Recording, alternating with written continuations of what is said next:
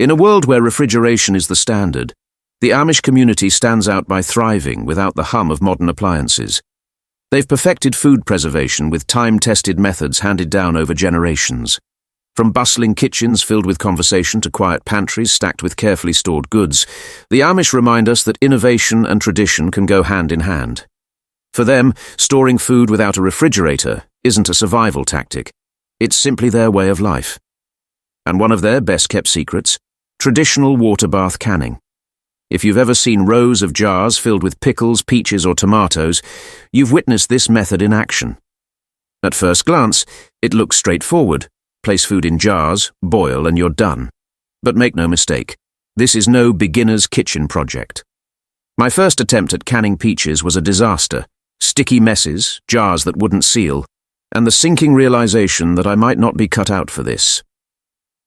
Meanwhile, the Amish have it down to a science, washing and preparing each jar meticulously, filling them with fruits, vegetables, or sauces, then submerging them in boiling water to kill off any harmful bacteria or mold. Once sealed, these jars can last for years, preserving the taste of summer well into the future. There's a certain magic to eating food preserved this way. Imagine enjoying tomatoes from this year's harvest in 2034. Some canned goods can stay fresh for over 5 years, as long as that seal remains unbroken. And the hardest part? It might just be resisting the temptation to open a jar early.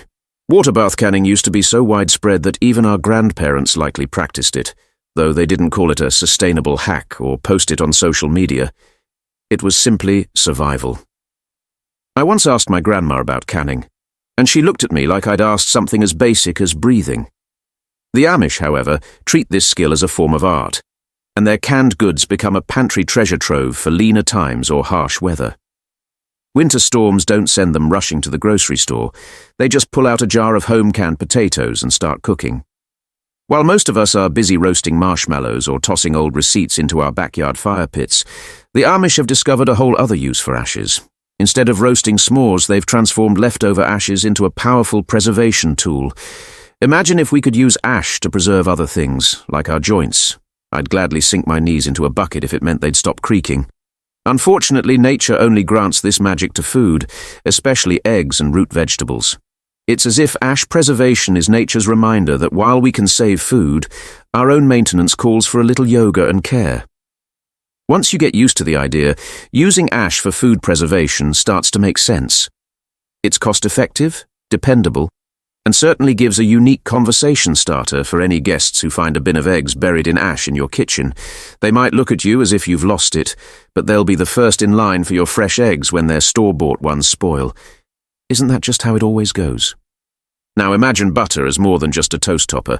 To the Amish, it's a food-preserving superhero. While we're trying to find the latest leak-proof containers, they've mastered preservation with just a layer of fat.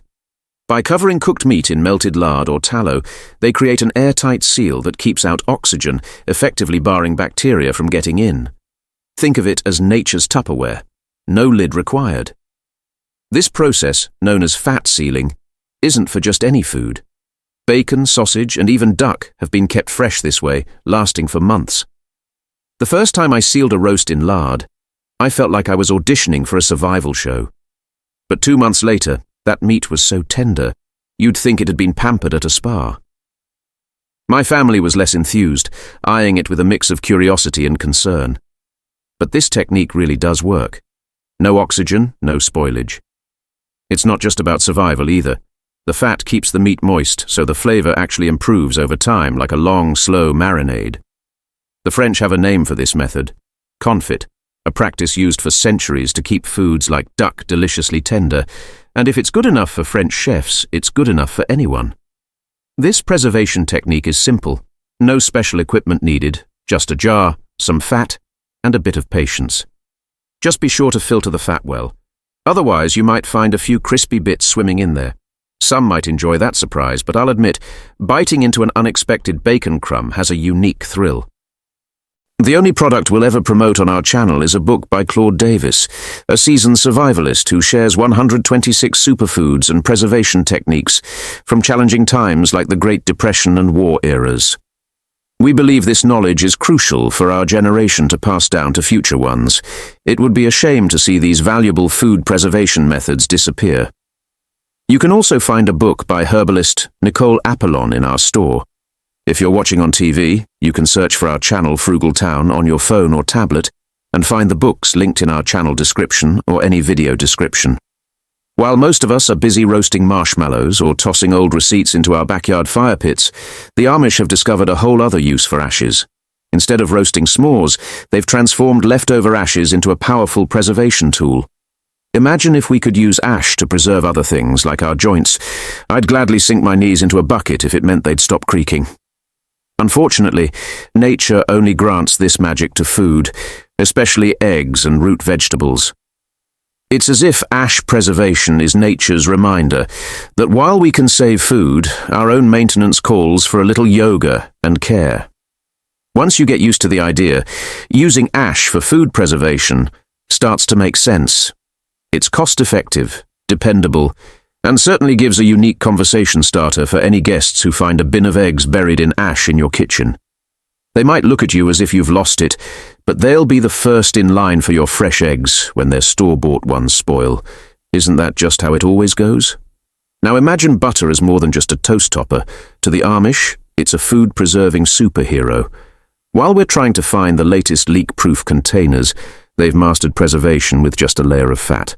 By covering cooked meat in melted lard or tallow, they create an airtight seal that keeps out oxygen, effectively barring bacteria from getting in. Think of it as nature's Tupperware.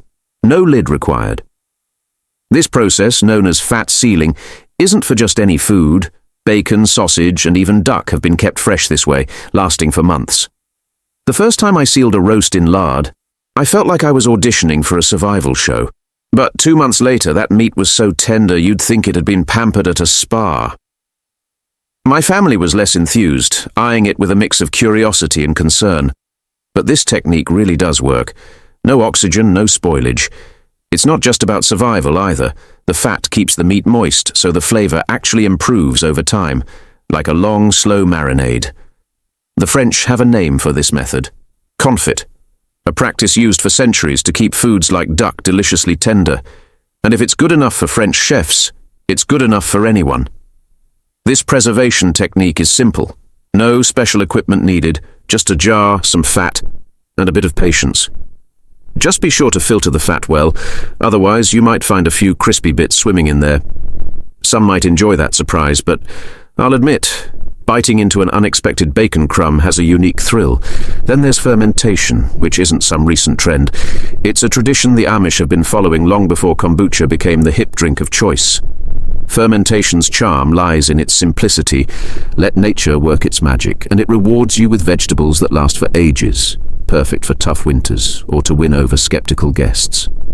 With sauerkraut, pickles, and beets, fermentation transforms these humble vegetables, creating tangy, durable staples. But don't be fooled. Fermentation is as much an art as it is a science. Too much time and your sauerkraut might smell strong enough to clear out a family reunion. Too little, and you're left with cabbage that's simply soggy.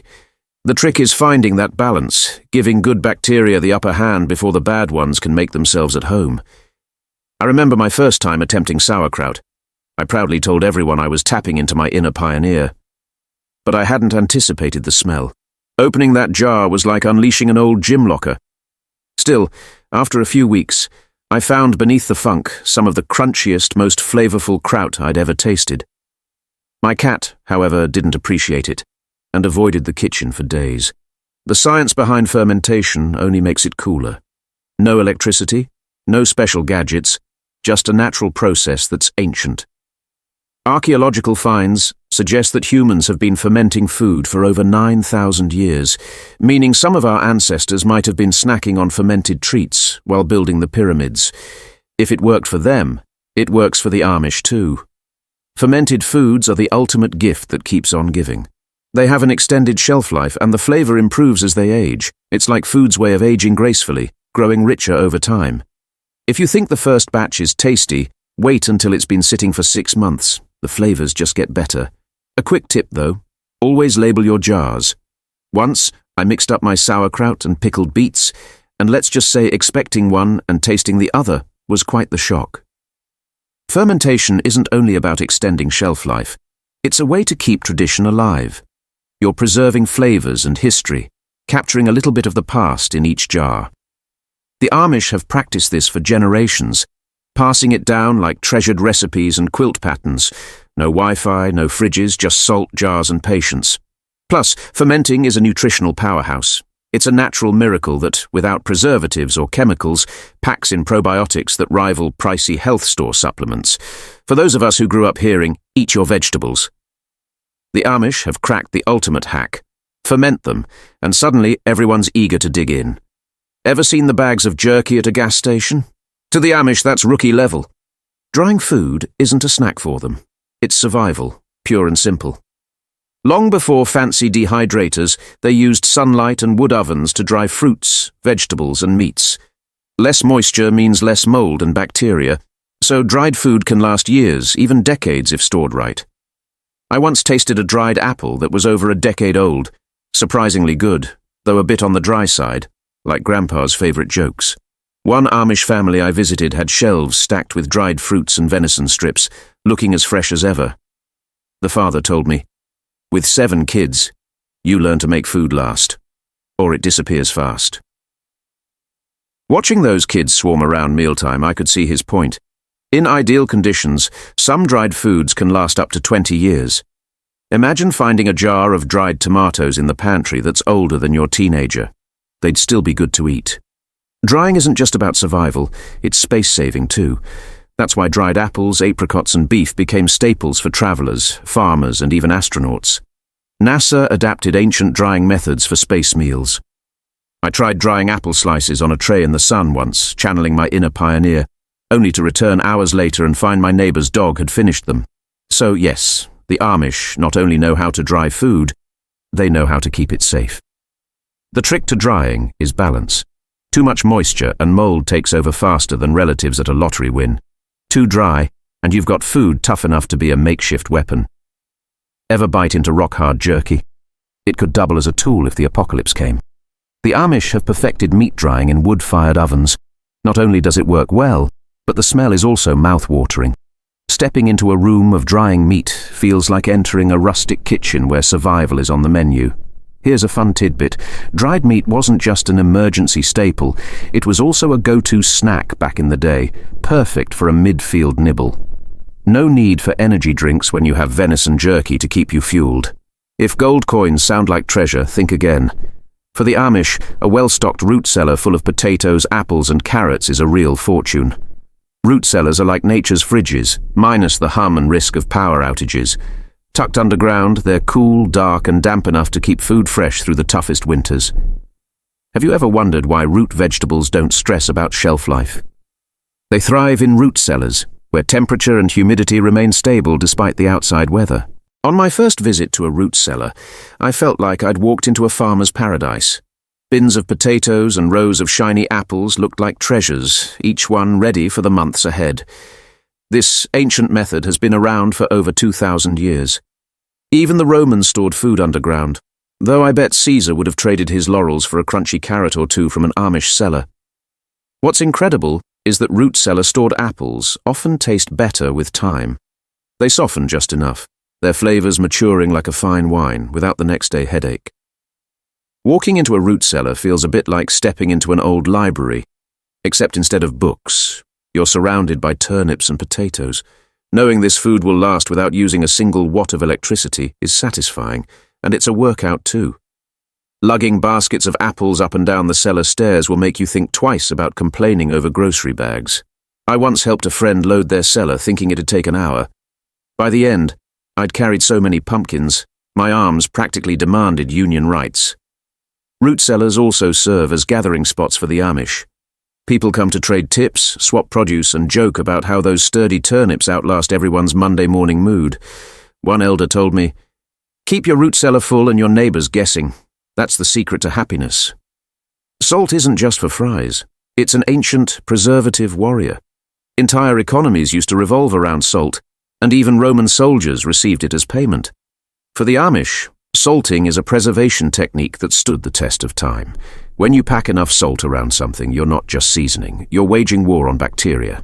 The Amish salt everything from meat to fish, layering them in barrels filled with coarse salt until they look like snowdrifts. If you think preserving food is easy, think again. Take salting, for example. When you surround food in salt, you're essentially sealing it off from moisture, leaving bacteria with no chance to thrive. Some salted fish has even lasted for decades.